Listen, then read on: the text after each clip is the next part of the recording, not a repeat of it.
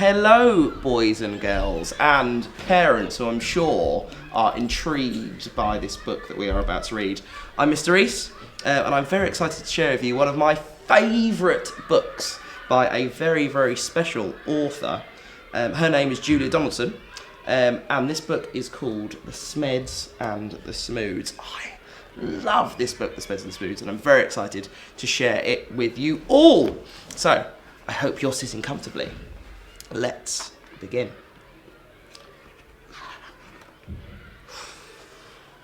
By a Lubla lake on a far-off planet, there lived a young Smed, and her name was Janet. Not far away, on a humplety hill, there lived a young Smoo by the name of Bill. Janet, like all the Smeds, was red. And this is what her grandfather said. Never play with the Smoos. They sleep in holes. They wear strange shoes. They jump about like kangaroos. Never, never play with the Smoos. Bill, like the other Smoos, was blue. And these were the words of Grandmother Smoo. Never play with the Smeds. They have strange hair upon their heads. They sleep in funny things called beds.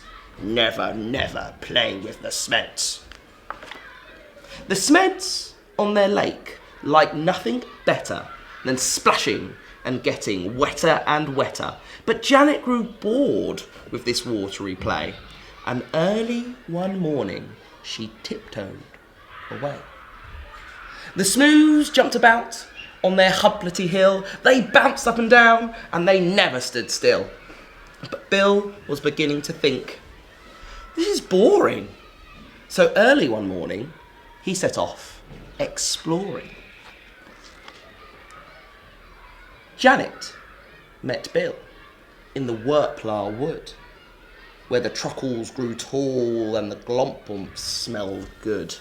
The two rubbed antennae and played all day long. She told him a story, he sang her a song, and they climbed to the top of a gibbery coot and they nibbled its juicy and jellyful fruit.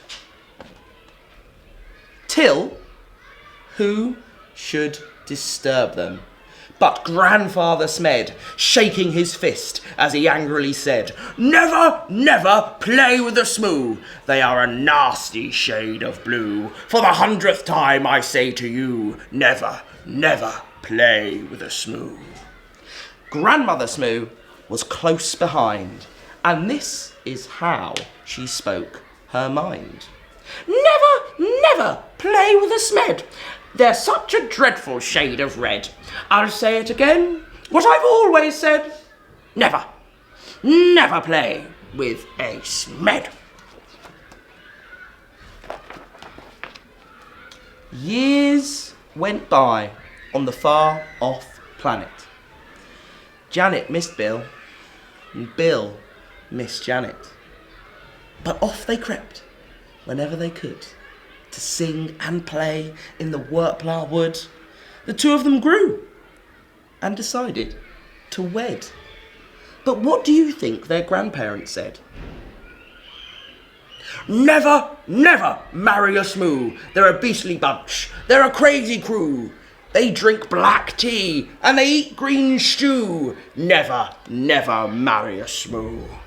Never, never marry a Smed. My dearest child, are you off your head? They drink pink milk. They eat brown bread. Never, never marry a Smed. Janet and Bill stole out in the night while their families slept tight and the squoon shone bright. They clambered into the Smed's red rocket. Grandfather Smed had forgotten to lock it. Bill pressed the button and Jane steered. When their families awoke, they had both disappeared. The Smed said, Your Bill must have stolen our Janet and taken her off to a distant planet. The Smoo said, "It's Janet who's stolen our Bill and lured him away from the Huplety Hill." The Smoos and the Smeds climbed in their rocket of blue, and they said to the Smeds, "You'd better come too." Suspicious and scowling, they soared into space till they reached the planet Vumjum, a dry, dusty place. The Vums had long arms, which they waved in the air, but they didn't have news of the runaway pair. The next stop was Lurgelstrop, covered in roses and watered by beasts with small eyes and long noses. They touched down in Grimbletosh, coated in grime. They searched Planet Glurch and found nothing but slime. One morning, the Smoos found they'd run out of tea, so the Smeds shed their milk, which was pink as could be. Then Grandfather Smed said, My hair needs a trim. and Grandmother Smoo kindly cut it for him. They landed on Skloop, where the Skloopies wore kilts. Then they flew to Kaboo, where the Clabs walked on stilts. They searched all year long, and they searched longer still, but they didn't find Janet, and they didn't find Bill. "Alas," said the Smoos, and the Smed said, "Alack, we have failed in our quest. We had better turn back." So they turned and flew home to their very own planet.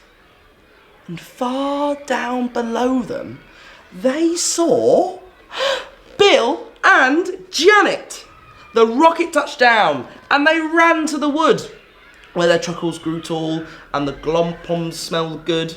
And there in a glade, by the rocket of red, were the runaway Smoo and the runaway Smed. They'd got lost and flown home again, only to find that all the others had left them behind. There was joy, jam, and jumping. Then Janet said, "Maybe you'd like to make friends with our dear little baby." "A baby? A red one? A blue one?" But no. That baby was purple from head to toe. They all hugged the Smoo Smed and their new baby brother, and Grandpa and Gran even hugged one another. They laughed and they splashed and they danced with delight, and they played with the baby from morning till night. They made him a rattle, they made him a flute, they fed him the fruit of the Jerry-Boo Coot. They sang by the light of the silvery scroon, and you can sing too if you make up a tune. Play with the Smeds and play with the Smoos. Play with whichever friends you choose. Then close your eyes, and while you snooze, dream of the Smeds and dream of the Smoos. What a lovely story that is. I hope you enjoyed it just as much as I enjoyed reading it to all of you. Thanks, Christchurch. See you again soon. Happy World Book Day! Woo! Hello everyone, I'm Miss Ali and I'm going to read you the story, Who Pooped in My Loo?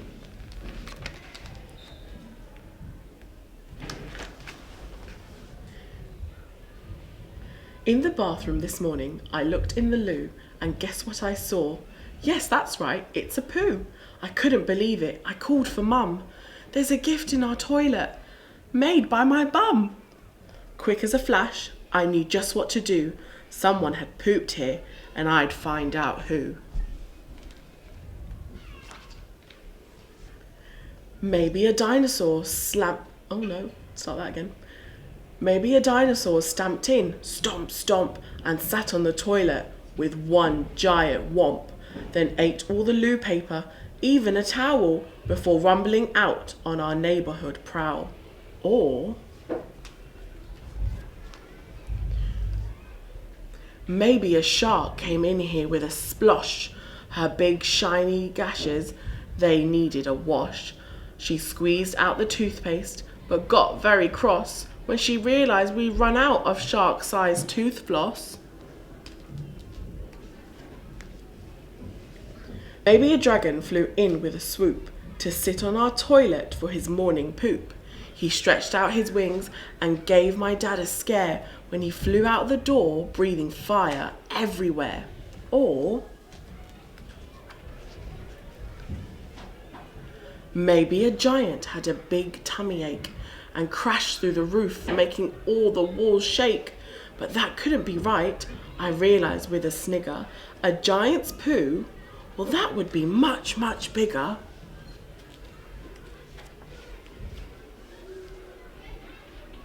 Did an elephant sit in the bath with a clunk, then a splurt, lots of water from his giant trunk? Did he use all the soap and the bubble bath too, before realising he needed the loo? What if a lion padded in with a roar, feeling upset because his bottom was sore? I bet he growled loudly and shook out his mane. He probably ate too much breakfast again. Or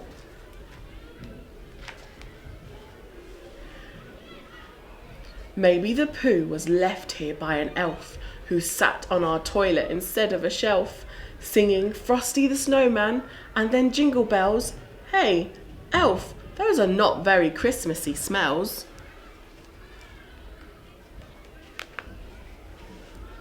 Oh look, there's a rainbow outside shining bright. Maybe a unicorn came in the night, shining with magic like unicorns do. Although, this does not look like magical poo.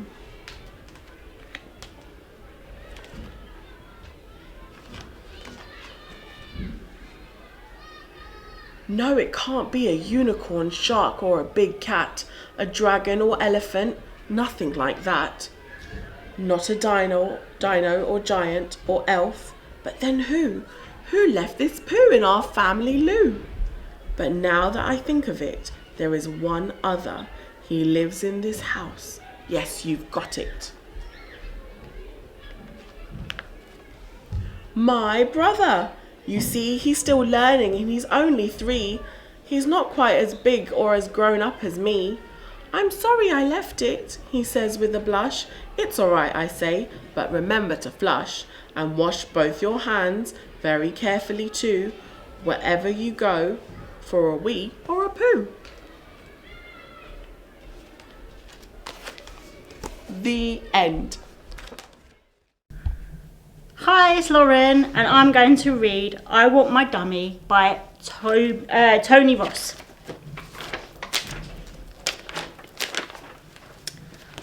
I want my dummy. You're not still using the dummy, said the Admiral. It's nice, said the little princess. This tastes so much better than dummy, said the cook. No, it doesn't, says the little princess. Where's my dummy gone? I want my dummy. How did it get up the chimney? I'll never lose it again. Where's my dummy? I want my dummy. What is it doing under the dog? Said the little princess. I'll never lose my dummy again, she said. Never, never, never, never. Burglars have taken my dummy. I want my dummy. How did it get into the dustbin? It tastes better after a wash, said the little princess. It's gone again. I want my dummy. How did it get into the pond?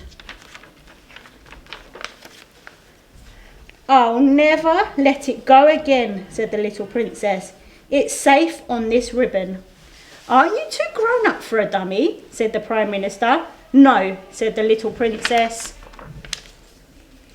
Soldiers don't have dummy, said the General. Ladies don't have dummies either, said the maid. Well, I do, so there, said the little princess. That dummy looks stupid, said her cousin. It does, said the little princess, but it's not mine. It's Ted's.